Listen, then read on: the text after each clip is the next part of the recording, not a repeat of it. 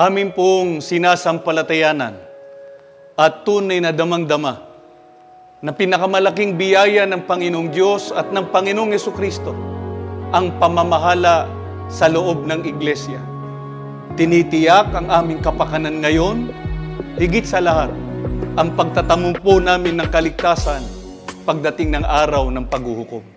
Sa walang tigil po ninyong pagtuturo sa amin ng mga salita ng ating Panginoon Diyos, damang-dama po namin ang inyong pag-ibig at ang inyong pong pagmamalasakit. Hinihikayat niyo po kaming manatiling matatag sa aming kahalalan. Ipakikipaglaban po naming mabuti ang aming pananampalataya.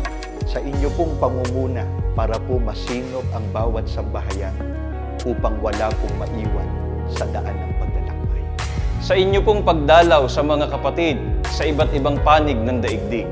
Ang amin pong laging dalangin ay patnubay at pag-iingat ng Panginoong Diyos ang laging maghatid. Sapagkat ang inyo pong mga panalangin na ang Iglesia ay laging pagpalain at ito po ang lagi ninyong ipinadarama sa amin. Patuloy po kaming makikipagkaisa at magpapasakop sa inyong pamamahala.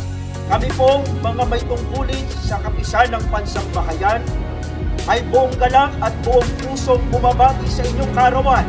Kapatid na Eduardo B. Manalo na pinakamamahal namin at mapagmalasakit na tagapamahalang pangkalahatan.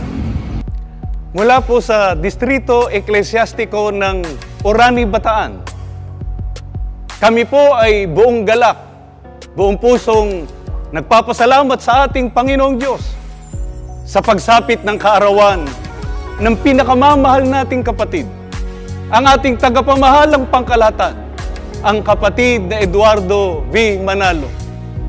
Happy birthday po! Mahal na mahal po namin kayo!